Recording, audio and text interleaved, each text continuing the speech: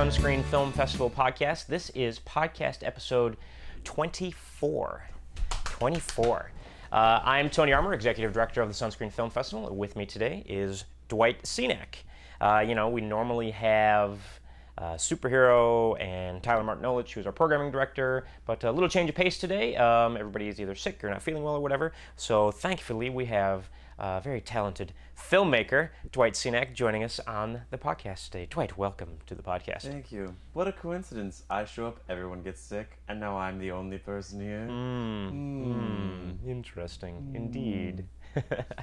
A little festival news to get out of the way before we get started here. Today is January, it is the 6th, right?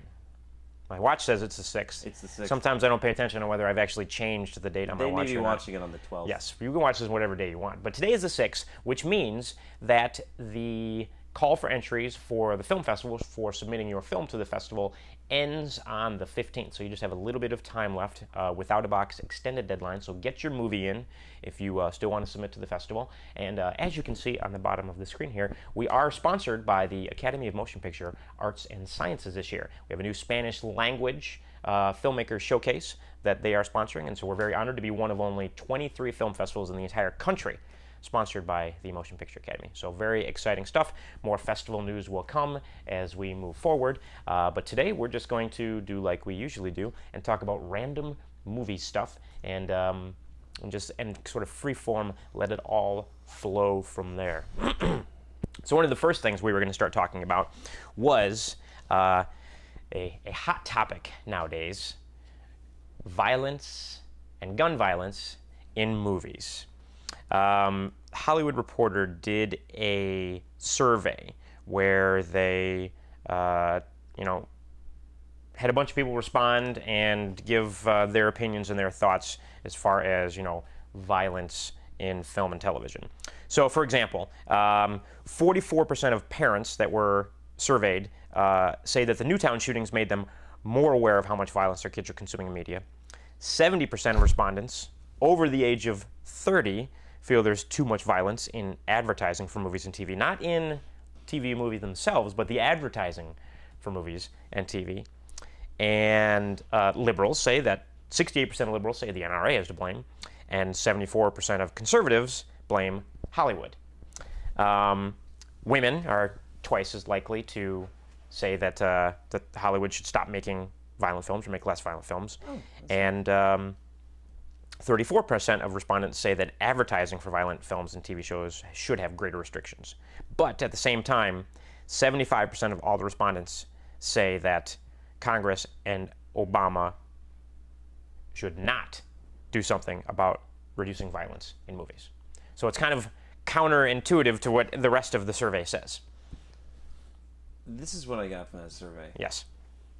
The older I'm getting, the lamer I'm going to get. And the only hope that I have is that I'm a man. That's pretty much sorry ladies, but apparently yes, one out of every one of you is terrible when it comes to entertainment. Well, there's been violence in movies ever since movies. I mean, look at one of the very first films, I guess you can call it, the big original silent films, D.W. Griffith's, The Birth of a Nation. Don't look at me and say that. I'm totally not that geeky. Okay. Well, it was about, it was like uber violent KKK and, set in Civil War, post-Civil War U.S. and just like that's one of the earliest films that's recognized as a great film, silent film back from the early 1900s, extremely violent film, and they've just been violent ever since then. What is it that they want us to do? Like go back to like I Love Lucy, like all right, now married couples, and in this scene you get the set designers and you're like, all right, I love this bedroom, love it. Can we take the master bed, split it in two twin beds so the husband can sleep here and the wife can sleep here, and that's how we're at what point do we stop the prude? And I'm not sure not that every movie has to be violent or is violent, but people like action movies. I like action movies. I like, even if it's not an action movie, if it's some sort of gritty drama, if you're making a gritty drama about life and you're trying to get a message across, you know what? Violence happens in real life. People love violence. That's why the 4th of July and New Year's and any other exciting day has explosions. Like, the fireworks they're not flowerworks, you know, they don't like shoot in the air and petals shoot out. Things blow up. People love seeing things blow up. It's human nature, and it's a part of society in general. You know, I mean, you have, and now there's where, you know, sort of people have the problem is like, well, maybe people wouldn't commit these crimes and be so violent if they didn't see it on TV. You know, I'm going to get torn apart here by anybody. Like, my parents are going to hate me for this. But that's the same. That's like kind of like the same idea that like porn makes people like sexual deviants. Right. Let's look at all the countries that are sexually deviant, like in the Middle East. Like, they are so crazy about like oppressing women, and you know what they don't have? Porn. Yeah. And then you find like Osama bin Laden is like they like kill him or something, and in his shack is like a ginormous pile of hidden porn. Like, if anything, violence in video games and movies and whatever allows us to expel like our maybe deep-rooted Freudian desires, if we won't even go there, in a safe place, in a safe environment. Like, I don't have to go kill a bunch of 2-year-olds because I'm killing this 2-year-old on Xbox and insulting his mother like over and over and over again in Call of Duty 8. Right, because you're too busy sitting there playing Call of Duty to be like, do I really want to get out of the house and go shoot someone? Nah, you know, I think I'd rather sit here and play this video game on my comfy couch with my Diet Mountain Dew and a bag of Cheez-Its. If I go and I actually run over a real hooker and like real cops come and arrest me or a real bullet shoot me, I don't get to restart. That just and I don't get any points and I don't make any money and I can't upgrade my car. Like, these are wonderful things that happen in Grand Theft Auto that don't happen in real life. And you know what's funny too is that people are stupid, but at the same time, people aren't stupid. Yeah, right. Yeah. They know that if you go out and commit a crime, there are repercussions. You're going to go to jail. Something bad will happen to you. Granted, that doesn't stop a lot of people from committing crimes because there's something wrong with them. That's the other thing. Is like, if you look at it, like, really what we should be looking at is, like, we should ask 80% of liberals how they feel about retards, because and I have a retarded uncle, so you know it is, but I mean, like, mentally ill people are the ones that are doing these things to society. They're the problem, and we should just round all them up and exterminate them. Right. Exactly. I mean, you know, it's like, you know what, the Special Olympics. Get that out of here. Get that out of here. They're just more mentally disabled people in America. This has to stop.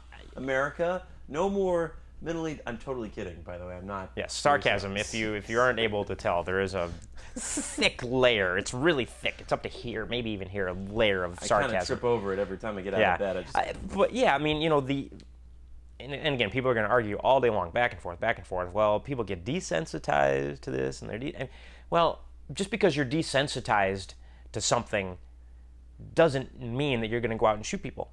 You know, it doesn't correlate. There are people with mental issues and real mental problems, and those are the things that need to be addressed. I mean, how many of these people that commit crazy, wacky crimes and stuff are on some sort of antidepressant or wacky medication that makes them go even wackier? Or, you know, the inability of however you want to say it, parents or society or whatever, to actually care for and take care of people that have issues. And then there are just people who appear normal every day and they're just freaking crazy, flat out. This is what I think. When I see somebody on the other side of this video looking and like hearing us talk about this, the ones that are sitting there thinking, yeah, we should totally ban guns from video games and ban violence from movies.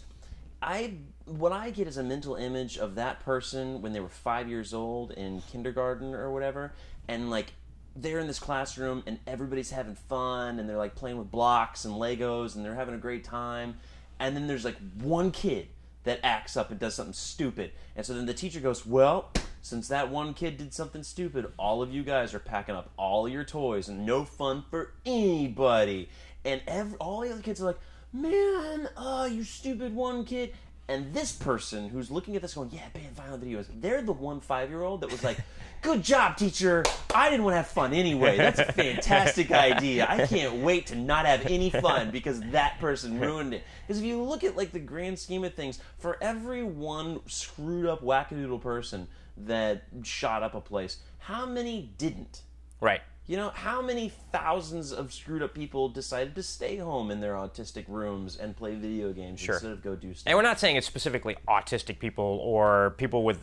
I keep driving that point. I know. Yes, yeah. Dwight's gonna, it sounds like Dwight's saying all autistic and mentally retarded people are violent criminals.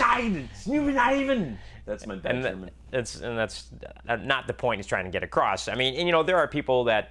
How many perfectly normal people that just had a bad day decided to just drink beer and watch violent movies versus go out and go postal at their office? Right, and you know what? There's so many layers to the whole thing. You can start getting into drug crimes and socioeconomic issues with people that live in certain areas with, you know, lower incomes, and then, you know, the drug problems and the violence problems in those neighborhoods. I mean, it's like it can go on and on. And that's really the problem, is that we're trying to take this really complex issue, which we believe there's a simple issue for this, and that's round up all the... No, I mean, we believe there's a simple issue in this, and that's, you know, like, pay attention to people who need to be paid attention to, and maybe more education or something, but...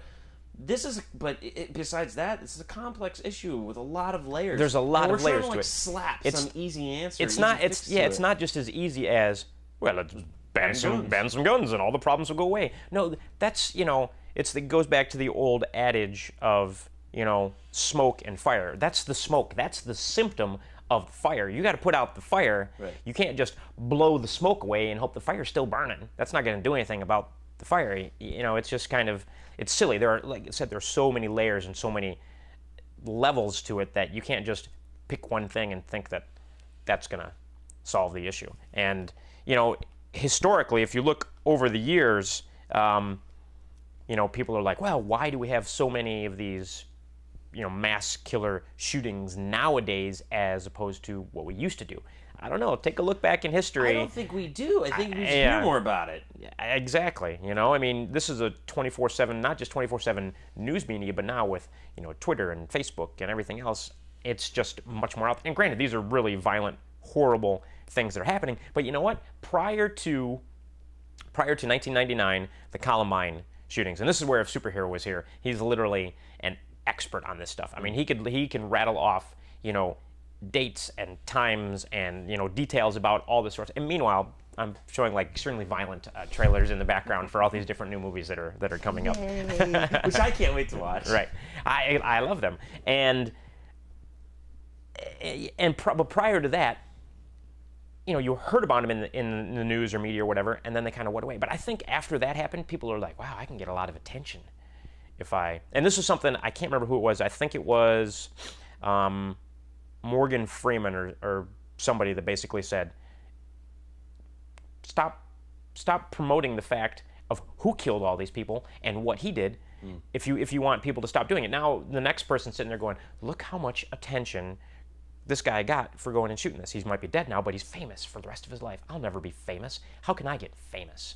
I can go do something crazy like this and be famous for eternity because I've done something incredibly stupid. And that's kind of now that's, I consider actually a valid... That's actually, yeah, that happens. Yes. Like, I wouldn't say that that's the most reasons, but that happens. That's a legitimate argument that actually happens. Because how many different things do you see? I mean, you've seen a lot of things lately where, you know, some kid gets arrested prior to doing some school shooting because he was thinking about it and he said something to some friend, and whether he was going to go through it or not, you know, it's good that they get caught, arrested, in trouble or whatever. Right. But they think, you know, I'm a loner, I'm at school, all these people get all this attention, and, you know. We all get, like, I think everybody, I'm going to speak for everyone in the world. And just say that Especially China. Especially Chinese. There's 2 billion of them. They pretty much, like, ruined the statistics already. But, like, we all have that moment where, whatever the situation is, maybe we're not making a lot of money, you know, and we're doing whatever honest work we're doing, and we're proud of the fact that we do it. And we would never do anything dishonest because we're good people and we want to be great citizens. But we all have that one day or that one evening with some beer where we think, I'm just not making enough to pay the bills. How much more money could I make if I just temporarily to pay off my debts, right? My college loans, just to pay off my college loans. But I could sell some weed, just a little bit here, or something harmless is. Maybe I could rob a bank. Yeah, and insured. And you see people robbing banks, and you see the movies and like all these clever ways that they do banks and stuff. Like, I'm a smart person. I could do that. I could figure out a way to rob a bank so that nobody would know who I am. What if I stuffed cotton in my cheeks and I put on a fake nose and I made myself look really fat and changed my skin tone so that when they saw me on the video cameras, they would say, and I wore like shoes, wow, it was a 6 foot, 220-pound guy that came in and robbed the bank. But then if they find me in real life, I am not 6 foot and 220 pounds. I bet I could pull something like that. Not that I've thought about this at all. Wow, you really thought. I was only saying the notion, and then it like gone from my head. But no, I've actually thought. Like, yes, I've thought long and hard about like if I were to rob a bank. But it's not that you'll actually do it. It's just there's that moment, that one moment, and then you're like, no, I'm not gonna do that. I'm gonna go back to work. And then you're like, whatever. Well, of course I wouldn't actually do that because one, it's wrong. Two, you could get in a lot of trouble and go to jail. Exactly. I really don't relish the idea of sitting in jail for a long time or going through the whole. Yeah, it's not worth it. And a lot of things could go wrong. And I think that like that's the thing is like all of us have that problem. It's just a fraction of us go, yes, people and every could do that. And every person in the world has had some thought at some time or another where it's a bad thing. But that's inside your head. Right. It's something inside your head. Somebody cuts you off in traffic and you're like, you son of a... I'm going to run you off the road. I think that all the time. And exactly. How many people do that every single day? And then a few seconds later, they don't actually do anything about it. They yell and they flip you off and, you're a big dumb jerk. Just because you don't do it doesn't mean you weren't thinking about doing it. And I think that's the... Everybody has those thoughts, and then it's the people that follow through on it, there's a problem. Right. So let's punish everybody that doesn't follow through on it, because the few people that do. It's just I will never buy that logic ever. Yeah. So anyways, we could chat about that all day. So there's no need to. We will move on to a different subject. So I was reading in this magazine. We will move on. I was reading. Not a great segue, but we're just done talking about it. Really, because we could talk about it. I really don't want to, and I know you don't want to, and you guys are sick and tired of hearing about it. But this is something that you're going to be so excited about, and I'm lying, but I read this magazine, the TMZ magazine or whatever that is, and they were talking about how Hans Zimmer is doing the music, or has done the music, or whatever. I don't know how old that magazine is. But he's basically the one that's going to be behind the Lone Ranger stuff. And I don't understand. This is for the music guys, the music nerds watching this podcast, all one of you. I don't understand what this love affair is between Hans Zimmer and Disney. He's not good. He's not good. And he's not a composer. And you're dealing with like a Western, so you have like plenty of opportunities for some wonderful themes, like your Tonto theme, your Lone Ranger. What? We have a trailer. That's amazing. You've got this cowboy. You've got this awesome well, you can't see that sky or whatever, but there's fantastic scenes in this. There's wonderful imagery. You've got colorful characters. Hans Zimmer just doesn't do that. He picks riffs, like 4-chord riffs, and just repeats the hell out of it, and it's not good. And if there's one of my favorite composers out there is John Powell, and he did the music for How to Train Your Dragon. Yeah, and good movie, great movie. And when you hear it, when you hear the music, you can really see this Norse society. He uses all of the instruments, and he. I don't want to get too much into the geekiness, but you can really see the movie in the music. With Hans Zimmer, you just kind of even when it's enjoyable, Inception is really awesome riffs, but they don't tell the story. Right. And they're just, I think that he just throws trumpets and strings and things. I don't get it. I don't understand why this dude there was an article about he's the highest paid composer. He's the Hollywood composer of the year, and I'm like, he's not a composer. And I don't understand it. And in the same magazine, there was the composer roundtable, and it had like Danny Elfman and like a bunch of other like big guys that had done some really good scores. And you know who it didn't have was John Powell, but also Hans Zimmer. And I'm like, you would think that if Hans Zimmer's this great guy, you would like have him in the roundtable, but nobody wants to talk to him because he's. I'm saying that. I don't know. Maybe everybody wants to talk to him. He's just too busy. Well, and as far when you talk about composing music for films, obviously probably the most famous film music composer of all time, John Williams. Who of course did, Star Wars and Raiders of the Lost Ark and Superman and we're going to go on a sort of a film score tangent or topic here, which is totally fine. One of the most underrated probably soundtracks and one of the most underrated theme songs for a film of all time is probably Superman. Because, you always hear Star Wars and Indiana Jones, and I love those soundtracks. And John Williams has done so much more than just those films. He's done, if Spielberg had a film, John Williams probably did the music to it, essentially. Yeah.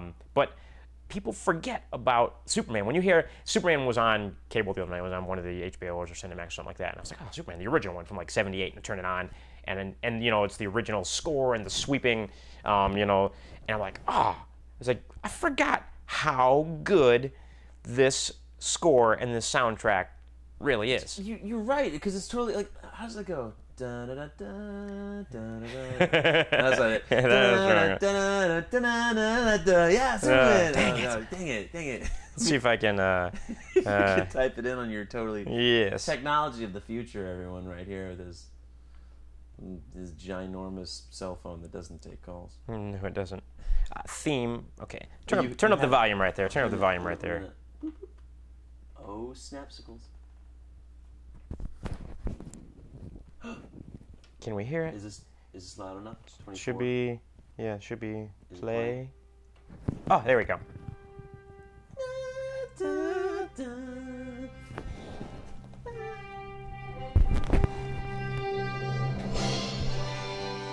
It's a very Superman kind of. It starts slow and it builds.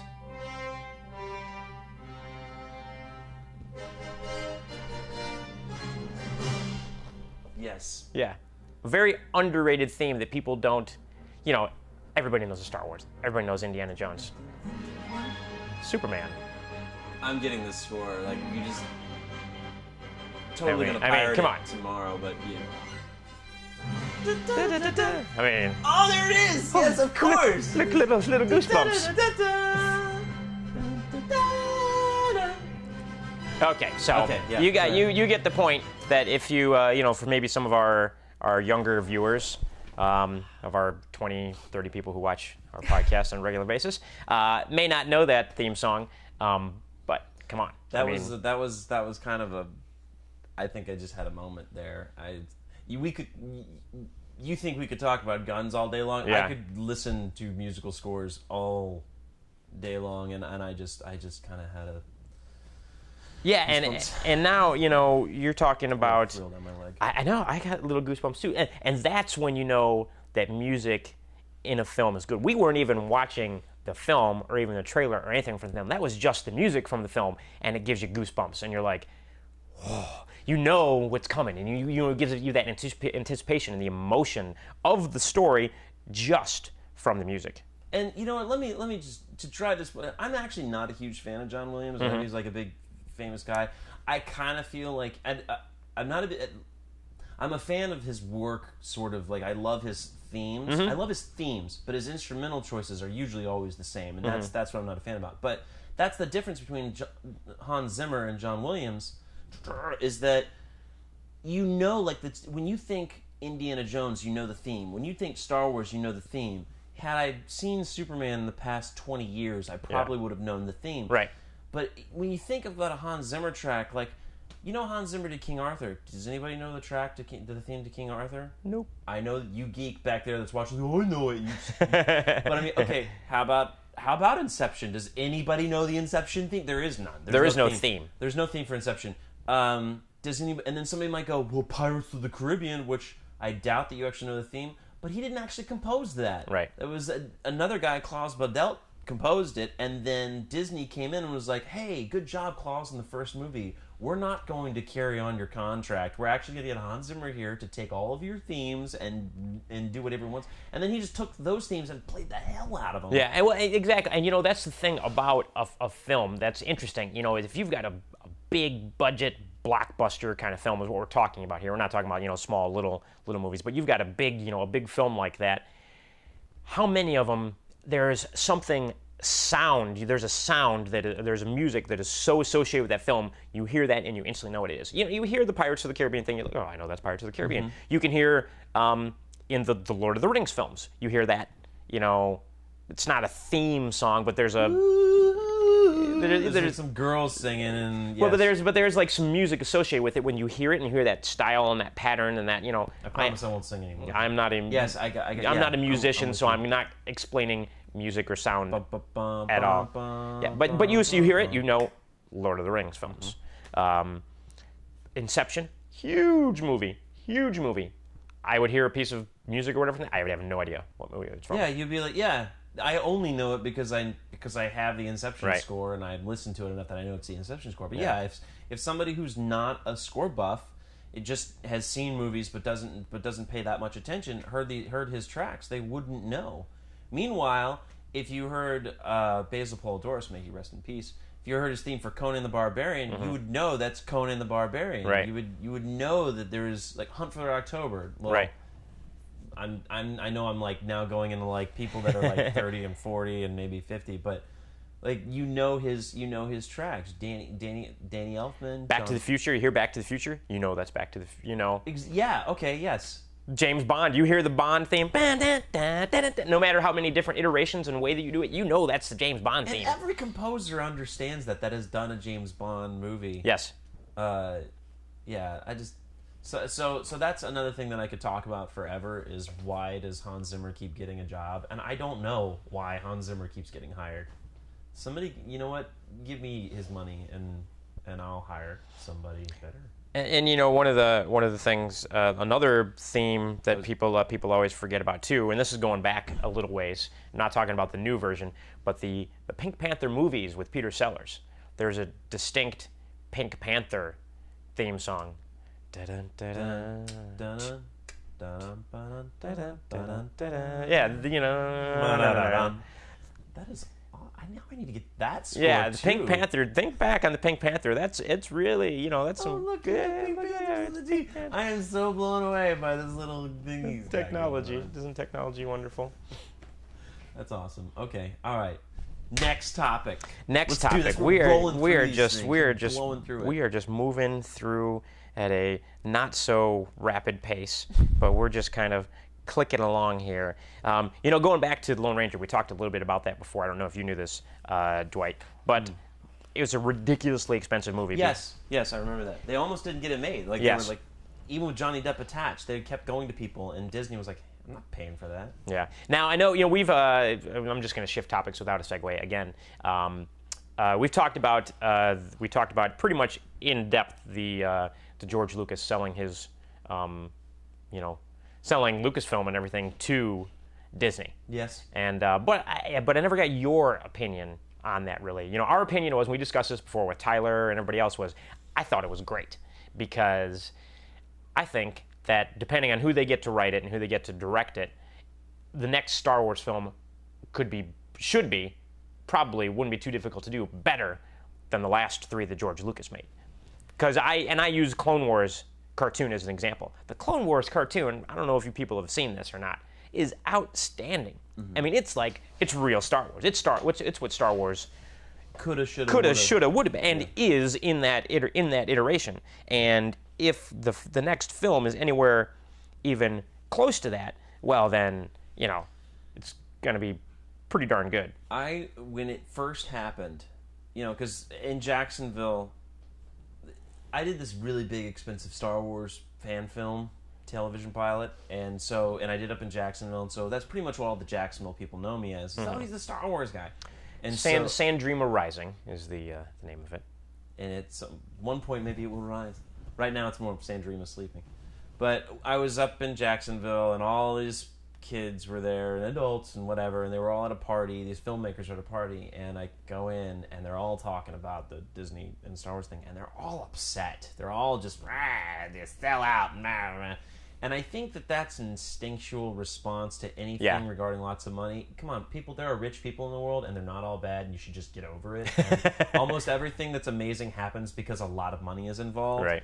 All right, so it's, you know, you take the good with the bad, but they came to me and they're like, Dwight, you of all people should know how to take this. And I was like, what are we talking about? Like, they're like, Disney taking over Star Wars, like, what's the future gonna hold? And I was like, oh, I don't know. The concepts are actually gonna be clever. Awesomeness. The jokes are actually gonna be funny, and by the end of whatever movie it is, I'm actually gonna walk away having learned something, a valuable lesson of some kind of thing. That's Disney. Disney makes funny things with clever ways to tell, legitimately clever ways. You don't have like, oh, I'm George Lucas. I'm gonna have a quest for Luke Skywalker where he's gonna travel to the water planet, but first he has to go to the gas station planet to fuel up, and then he has to go to the city planet, and then hit the grocery store planet to get his groceries. Like, that's George Lucas being clever. Right. Disney will actually take that, I believe, and really know how to run with it. You know, perfect example is Marvel. Look what Disney has done. I mean, the Marvel films were on their way prior to Disney buying out Marvel, but doth your mother know you west her drapes? Great line. Shakespeare in the Park. but Disney has let Marvel and the people that run Marvel do their thing, and what is the result? Avengers, like, crushing box office records and making like $1 billion basically. I mean, it's insane. And now, you know, with Disney going out and the writers that they're looking at, you can't see it, but there's a giant Empire Strikes Back poster here, which is it's huge. It's in my opinion, many people's opinion, the best Star Wars film of the six that were made. Yeah. And who wrote this film? Not George Lucas. Lawrence Kasdan, who has been approached and is in discussions, and who knows who's actually writing the next Star Wars film. Lawrence Kasdan. George Lucas? Yeah, Lawrence Kasdan. Yeah. Like, you know what? Now, give Lucas his credit and his due. I was going to, because that's the thing is, like, I don't want to, first of all, I don't want to get blacklisted because I still need to shop Sandrine, but it's somebody. But like, George Lucas had this thing that, like, this call it a stigma or a reputation of not allowing any outside thoughts and ideas and concepts to his Star Wars line or whatever. Like, he wanted to have, like, full control. And I think this was a huge step for him to actually say, fine, Disney, take it. And I really don't think it was the money, because it's George Lucas. The man owns the galaxy. He has enough money. He has a trademark on the galaxy. Oh, what's this? Sandrine Rising, by the way, if you're interested. You can find this on YouTube as well. Yeah, you can. You can totally find this on YouTube. This is my TV pilot that I did. But, like, I think this it should be said to I applaud George Lucas for like being like, you know what, I think Disney could do this better or whatever. I'm gonna let them do this. I mean, George is he even came out and said, I'm gonna step away from it. I'm not gonna have. He's like 70 years old now, and he's just like, Star Wars has been his life for 40 years practically. You know, he's like, he actually wants to focus on philanthropy and doing all these other things. He's got more money than if God had money, then God would ask George Lucas for a loan. He would. That's who he would apply for his car loan through. As a matter of fact, I'm pretty sure that when God was creating the galaxy, he like heaven went into like foreclosure, and he had to go to George Lucas to pay off the foreclosure for heaven. Yes. And he's been paying interest on that loan ever since. Yes. Yeah, George Lucas has more money. He does. When he goes for a car loan, he applies to George Lucas, and that's who it's financed through. And sometimes George Lucas says, "I think you have enough cars, yes, God. Yes. No. Let me check your credit." Yeah. What's this Earth thing you created? I'm not feeling that. I'm totally going to hell for this. But the point is, you know, you got to give Lucas his due for creating the whole thing, and you know. And creating what it is, and everybody that loves it in its iterations. And we interviewed Matthew Stover on the podcast when we talked about this before. And and got Matt's opinion is what he was allowed to talk about, because he's not allowed to talk about certain things since he has worked for Lucasfilm writing some of the novels and whatnot. So, anyways, I wanted to get your opinion on it, which is kind of similar to mine. Is like, I think they're going to do great. I think they're going to be great, and I think they're going to do great too. Like, I'm dangerous about my faith. My faith in this is dangerous because I heard there's a rumor that they're bringing Darth Vader back from the dead, and even that doesn't bother me. Like, even that, I'm like, yeah, they could do it. They could put if anybody could pull it off, it's Disney. As a matter of fact, that might be actually cool. I might go with that. And people are like, really? And really? And it would make sense because a lot of people do call Disney the evil empire anyways. So if Disney is the evil empire and Darth Vader comes back... That's true. Ha-ha! I'm going to dress up like Darth Vader! Ha-ha! That's, wow. I didn't know that was... Yeah. So that's my thoughts on... Anyways. But the Star Wars Clone Wars cartoon, as an aside, that, kind of got me on that topic. I need to watch that show. Is that on Netflix? Because I have not seen it. You know what? If it hasn't been, it's because Lucasfilm did not have a contract with Netflix, but Netflix just signed a huge deal with Disney. Awesome. Huge deal with Disney. So now, and this is the cool thing too, and Netflix, as many of you may know, when a film comes out on DVD or whatever, it takes something like another 90 days before Netflix is allowed to have the DVDs and be able to sell them. And they do a lot of, and Netflix has to have a contract with whatever film or television studio owns the rights to whatever product they're selling. So you pay Netflix pays these other people so they can show their stuff. So that's why if you go on Netflix, you'll see, with the instant on demand on the play stuff, how people are like, there's no good movies on here, but there's tons of TV. Right. And that's what a lot of people use Netflix for, is to watch all these TV shows, which I love it, because if you've missed a series, you'll be like, I'm going to watch the next 400 episodes back to back to back. I just had like and I love it. 3-day marathon with Burn Notice to catch up with. Yeah, no, and it's great, But supposedly, and I don't know how quickly it goes into effect, as part of this Netflix deal, Disney stuff will not only be DVD, but instant streaming as well. So now you have the entire instant Disney library of materials available on demand, on streaming on Netflix, which will include Marvel and will now include Lucasfilm stuff. How evil, how terribly evil of Disney for that. Can you believe that? I'm going to boycott Netflix. I'm just not going to enjoy myself. No, so that's even more exciting, because now it's like, man, you just watch.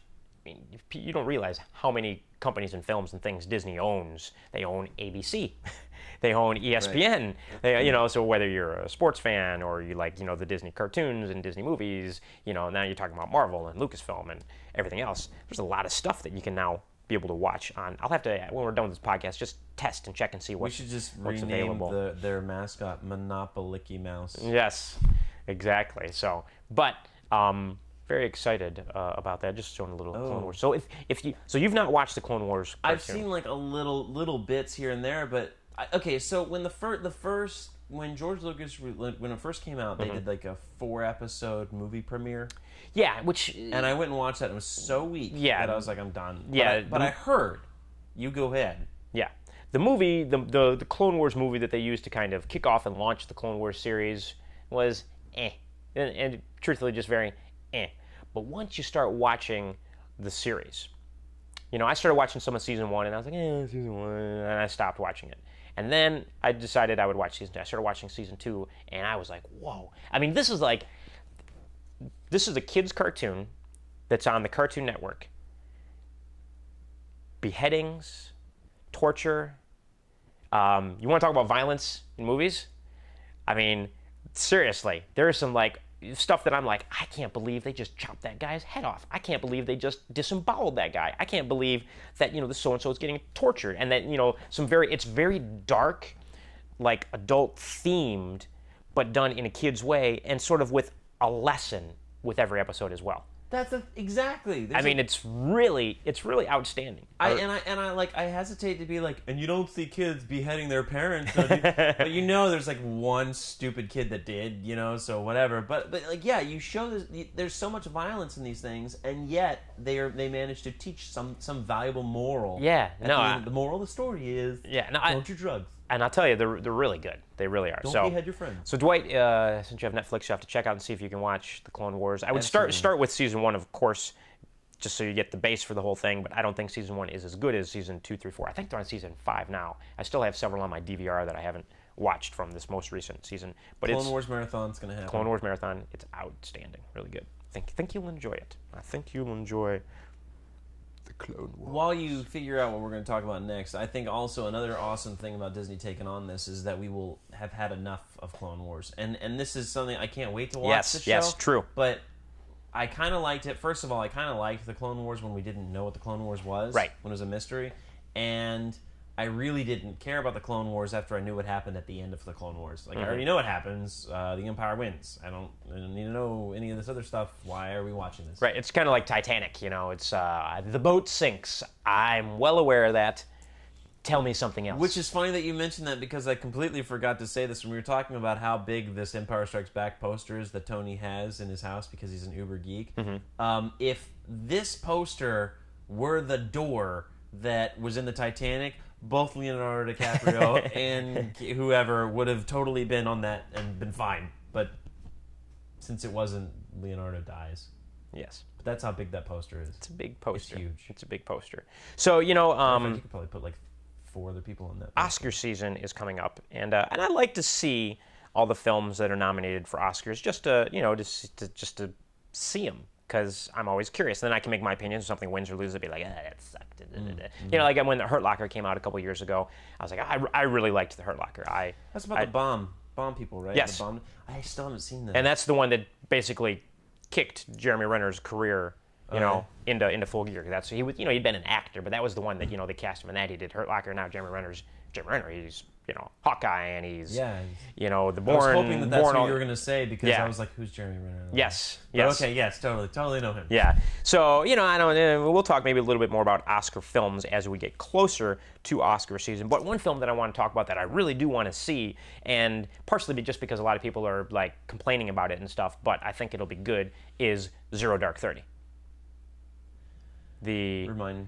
Zero Dark 30. Dwight, for being a filmmaker, is... I know, I'm really bad. Well, okay, in my defense, I've spent my last 2 years in a cave working on his Nightfalls, so I really have not been getting out and seeing movies as I should. And I'll let you do a little pitch for As Night Falls in a minute here after we finish talking about Zero Dark 30. How about that? Yeah. Is there a trailer online for As Night Falls? There is, Tony. Well, first, right, let's talk about Zero Dark 30 is the Osama bin Laden movie. Yes, okay. Made by Catherine Bigelow, who did The Hurt Locker, and who, one of my favorite films of all time, she also made Point Break. Okay. I mean, come on. Point Break.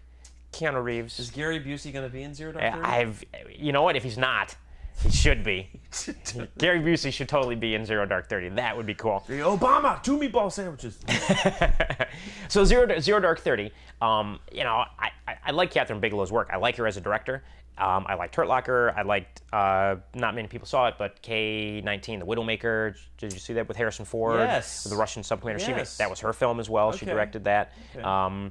And between Widowmaker and Hurt Locker, she didn't do anything for 10 years. No films for 10 years in that 10-year period. That was like her next film. Because K-19 Widowmaker didn't do great at the box office. You know, this brings up a subject. I don't know if you want to get into this at all, but there's a female director in Jacksonville, and she's working on this horror film. I'm helping her out with this horror short that she's doing. It's going to be amazing, and I'm going to try to get it done in time for Sunscreen, but it's called Kitty Kitty, and it's going to have it's got the amazing special effects ancient monster that I can't get into. Sure.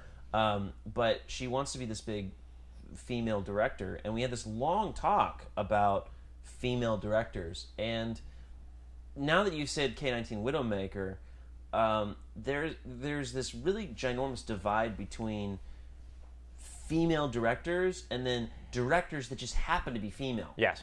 And the ones that are the most successful are the directors that just happen to be female. Yes. The ones that are like, I'm a female director, and they try to prove themselves. Yes. They don't end up making movies that can resonate with audiences, and so it kind of goes back to the old, like, in my opinion, it kind of goes back to the don't just try to be Martin Luther King. He said, don't try to be the best. Don't try to be a black chimney sweeper. Try to be the best chimney sweeper. Sure.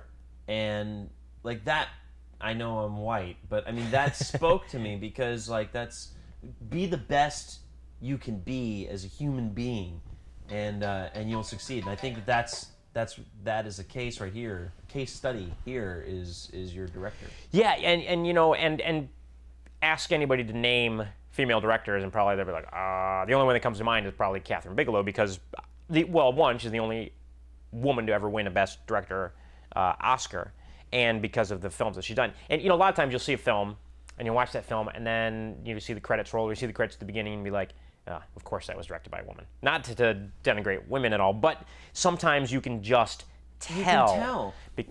And again, I'm not putting women down, but I'm just saying that sometimes when you watch a film, you can tell if it's a man or a woman that directed. I'm not saying it's good. It's not, or it's bad. I'm just saying you can tell. I got reamed by this girl for that very statement. I'm like, it's not a bad thing. It's just you can tell. Charlize Theron was in a movie with Patrick Wilson, our friend, and I forget the name of it, but it was like out just recently, like it was out last year in Redbox or whatever. But it was basically she was like homecoming queen with Patrick Wilson. They were like the high school sweethearts. Oh yeah. I saw that. Yeah, and you could totally you watch it and you're like, there's something about this movie that just different. Yeah, and I liked the movie. I did like that movie. It wasn't a bad movie. It wasn't a bad movie. She was nominated for an Oscar for that film. I don't think the film was nominated, but Charlize Theron was nominated for an Oscar. She did great in that movie. Yeah, and Patrick did a great job too. And it also starred. Why am I blanking on the name of the movie? But the comedian Patton Oswalt. Okay.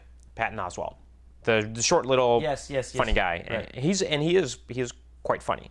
And I think the movie is called like The Girl or I don't know. And I'm blanking. So, but anyways, you can IMDb Charlize Theron and see that it's there. It's like female director. But yeah, but I mean that was I'm watching it. I'm like, you know what? A female directed this. And it's not bad. It's not, but you can just pick it up. And I think because most directors are males, and we see through a certain lens, and so when you have the vast majority of movies coming out being directed by men, Young Adult was the name of the film. Okay, name of the film. There you go. And I did like it, and I saw it at the theaters. It was fine. It was a good movie. Yes. It's not a woman directed that. It was told through a different perspective. Yes. You know, when men and women see things, we see things differently, and the thing is when you're directing a movie, it's not your job. It is your job as a director to kind of like get your vision across, but it's also kind of your job to resonate with the audience, to connect with the audience, and this is just the way the audience sees things, and you're not by kind of pushing your perspective, you're not going to change that. Yeah, and what's interesting too is that talk about action films. Typically action is the domain of men. As far as when you're talking about directing them. But I'm just going to put on the next Die Hard trailer just because. Oh my goodness! I saw this trailer. Because we're talking action. But so excited. But women, when I saw Point Break, and then I heard later on that a woman directed that film, I was blown away. I was like, wow.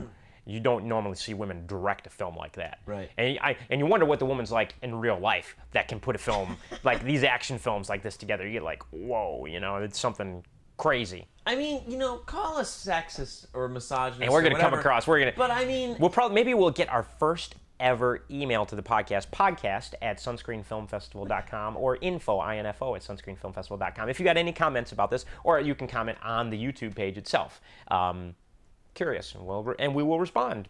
Absolutely. We could even respond in the next podcast and talk about it. But anyways, regardless. That's how technology works. Go on. Is it really sexist of me to like kind of fantasize about like female ninjas kicking my butt. Like if like a girl came in and she's like, I know karate, and I'm like, no you don't, and then like we punch and she totally kicks my butt, and I'm like, that is so hot. Is that evil of me? Like that I've been bested by a woman? I don't think so at all. Because I think that's kind of an inner desire for all chauvinistic, misogynistic men. Possibly. So my timer went off, which means we are running low on time for the podcast here. We're already at 45 minutes. See how quickly that went? So let's real quickly let you give a quick pitch to your film, As Night Falls. Oh, okay. You want to talk about a little bit about it, who is involved, all that sort of stuff, and while I'm running, how much time do I mean? Like, I don't know. I'd have to check over there. We probably got about 3 minutes. Okay. Well, As Night Falls is a feature film that I produced with a very good friend of mine. His name's Joe Davison. He was actually on a podcast recently. Yeah, a few weeks back when we had Chris Wyatt here.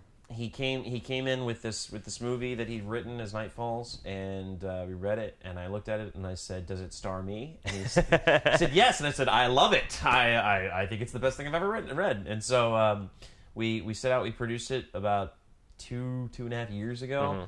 Mm-hmm. We did it on a very, I don't want to talk about the budget, but we shot it in a very cold month of February. Debbie Rochon, I don't know if you're a horror fan. Debbie Rochon's been in like a billion movies. She's in it. Deneen Melody's in it. Rain Brown is in it. Those are like kind of like some Fangoria scream queens. Mm-hmm. Outside of that, there's a bunch of Tampa people in this movie. We used Jeremy King. We used Julianne. And a whole bunch of other Tyler Cross. Really good friends and fantastic filmmakers in their own right. Who was your DP? Brian Burke. Brian Burke, Tampa born. Good call on that. So we had a lot of it's a very localized independent film. I don't know if but you may be not even from Tampa, trailer running in the background. Yes, you can see this trailer actually if you go on YouTube and say As Night Falls trailer. Froze. Just look for As Night Falls trailer 2011. You'll see it.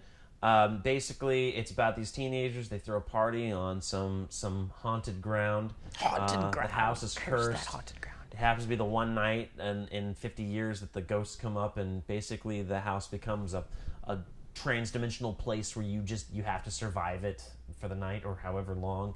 And so the ghosts are like slaughtering everybody. It starts out your typical ghost slasher movie, but around the halfway mark, the kids decide, you know what, dying sucks. We're gonna fight back. And so they grab ninja swords and shotguns, and it just becomes so ridiculous that by the end of it, the main character is fighting zombies with a ninja sword to rock and roll music, and we're just throwing out funny one-liners all over the place. So it's a fun movie. I know I'm being biased. Can you see? Where can you see this movie? Is it possible to see this movie anywhere? We just got signed with a distribution. Congratulations. Label. Yeah, so we're gonna get domestic VOD. Nice. I don't know. I can't say exactly what when yet. Yeah. But also we're approaching Anchor Bay right now in Canada. So for some Canadian distribution, they seem to really like it. I guess you can see it on a Sunscreen website. No, we don't have it on the Sunscreen Film Festival website. It did an earlier version of it. Did screen at Sunscreen, I think 2 years ago. Yeah, it was a big turnout too. Yeah, we had a great turnout for it. So, well, we're wrapping up the podcast here. Thanks again for Dwight Cenac for coming and joining us on the podcast, and we'll see you next week.